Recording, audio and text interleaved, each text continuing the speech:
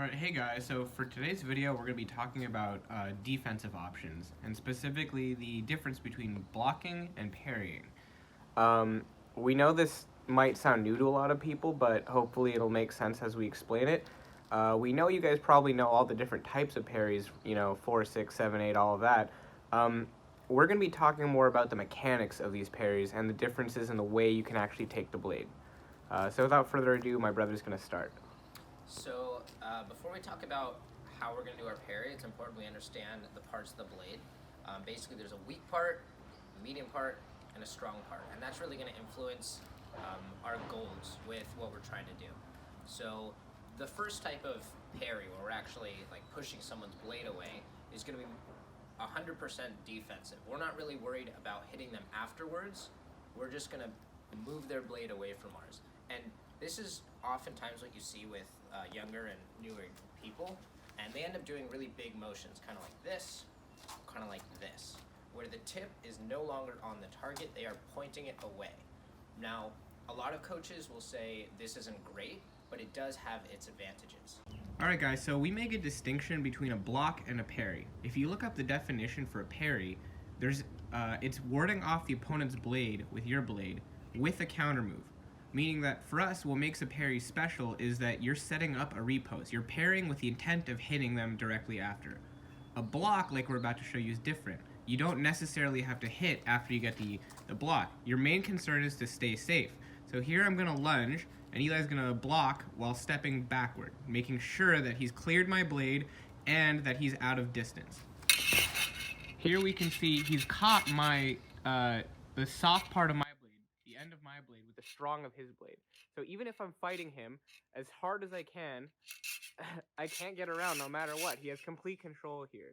Not only that, but he actually moved his feet back. So now I'm going to focus on his legs. Here I'm going to lunge. And you can see he moved back so that even if he didn't catch my blade, he's still going to be in a good distance to fence me. Alright? So that's a block.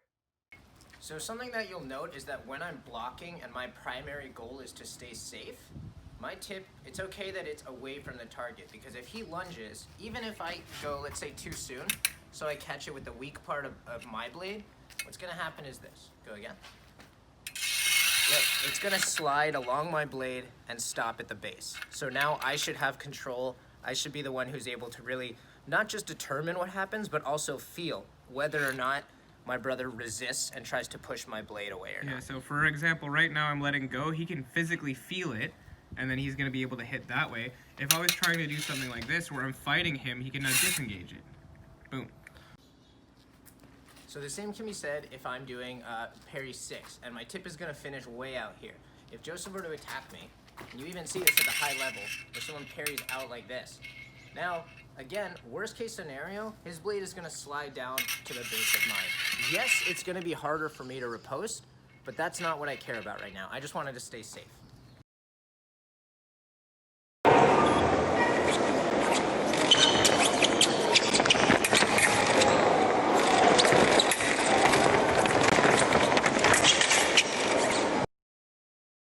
So we've basically been exploring fencing as rock, paper, scissors, right? And the thing about rock, paper, scissors is that each of these options can score. So with the first defense that we talked about, where we're blocking, but we're not actually trying to hit, it's just that. I'm not trying to hit, I'm just trying to stay safe. So it's not really one of our rock, paper, scissors options. So what happens if I know that I want to hit his blade and then hit him? Well, instead of blocking with my tip away from the target or away from the target here, I'm going to keep my point on the target to save that adjustment step of aiming.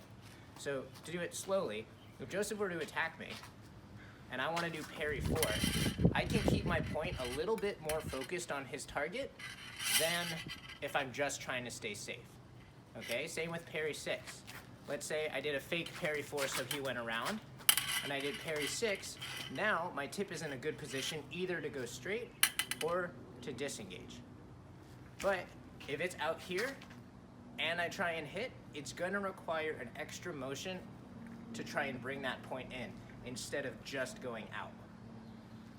Another really quick point we wanted to make is the distance of your blade to their blade, okay?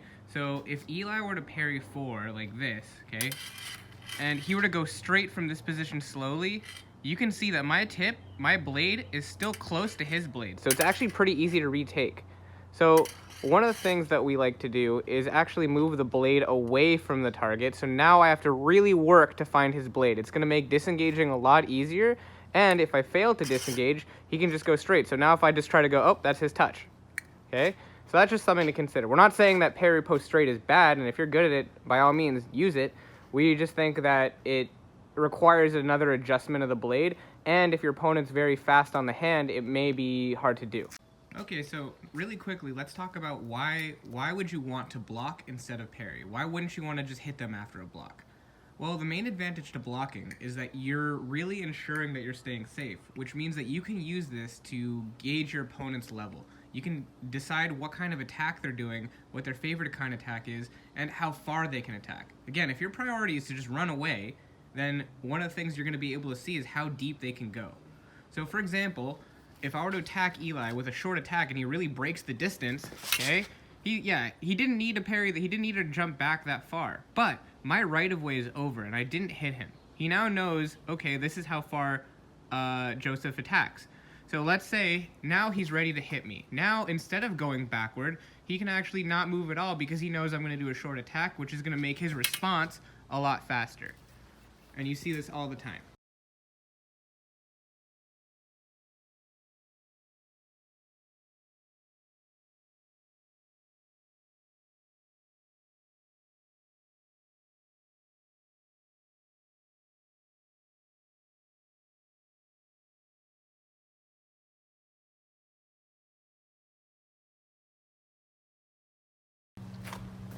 Alright guys, so in this example, I'm going to attack Eli. He's going to block, trying to see how far I'm going to attack. I'm going to do the same attack again, and he's going to punish it with a sharp parry riposte.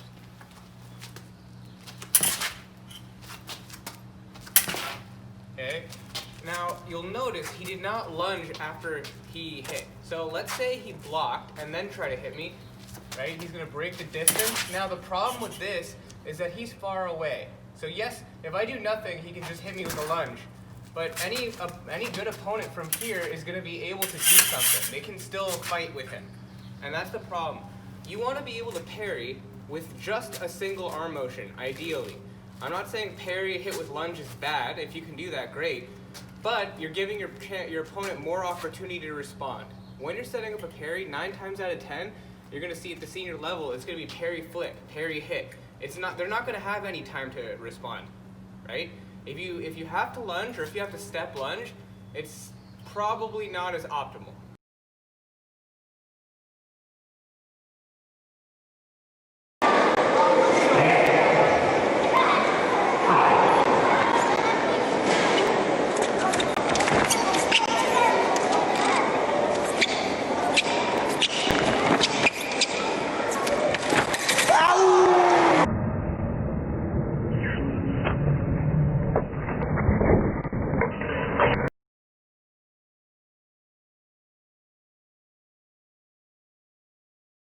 Here we're showing 3 different examples of parries. One is at the start of the opponent's attack, before we do a step back. The second is during our retreat. And the third is at the end of our retreat. Note that the third one is where we are the safest, so it is probably the one most likely to be used for defense, whereas the first one sacrifices balance for punish. So this would be really good when we absolutely know when the opponent is going to finish, so we can take advantage and punish them. Here are 2 drills that you could do in order to practice controlling your tip, your guard, and your arm all in conjunction. The first one is simply just your salute. But when you salute, instead of breaking your wrist like this, where you're moving your hand then the tip, I want you to try and keep everything firm. So from my elbow to the tip is one line. That's really going to help with this type of motion of catching the blade and staying safe, catching the blade, staying safe, and even it's going to translate into our flick, which we'll cover in a future video. Okay, the second drill is going to involve a partner. So I'm going to start my weak part, the weak part of my blade where the tape is going to be on Joseph's strong part. He's starting with a parry 4. Okay, now if I were to try and regain control of the blade, I can't just push through it. His strong part is just going to push my blade aside. right? I could let go and try and hit it again, but in a real match, if I do this, it's inviting the attack, so I might get hit. So something I can do is I can angle my blade, so now, due to his resistance, his blade is gonna slide a little, and I can catch it with my strong part. So now Joseph's gonna do the same. He's gonna angle his tip. Now the blade has slid. I'm gonna angle and catch So it. just so you can see my hand, so I'm using my fingers, my front fingers, to push along his blade so it slides, and then I can move my whole hand. Yeah. So just the fingers slide, and then the hand moves. So watch Eli do it. So if you notice, it should be a pretty... So I have his blade. Yeah, it should be a pretty slight motion. If you notice, my hand is going a little bit in and then resisting. This is going to be a very similar type of motion to our Parry 4 or even our Parry 6, where you can angle and then the hand follows, instead of hand and then the point follows. Right, so the final point we're going to make here is the method that he's using to actually sweep the blade. So we want to differentiate between a 2-part sweep and a 1-part sweep. A 2-part sweep is where you start with the hand and then finish with the tip. So for example... So if his blade is coming out, and this is a common mistake, and I try and block it with my hand, not with my blade. Like, I'm forgetting I have a sword. I'm trying to block with my hand, and remembering at the end that I have a blade, that's gonna happen. Or let's say it's Parry 4. Let's say he's attacking the low sector, and I forgot about the sweeping parries, and I go here, and then blade follows. You see a lot of this type of stuff when that happens, which leaves me off balance, so even if I stay safe now, I can't hit. What I should be focused on is the same as when I salute, how everything is going at the same time. I should be able to start really with the point and catch the blade. So notice it's a 1-tempo movement versus a 2-tempo movement where the blade is lagging. So once again, we're going to show a 1-tempo parry, okay, and a 2-tempo parry. And you can see I got a lot closer hitting him that time. And it also just leaves him awkward. Yeah, and let's do one more with a sweep, just so you can see if he attacks the low sector here instead of 1, 2. Okay. Thank you guys for watching. We hope you learned something. And yeah, we'll see you next time.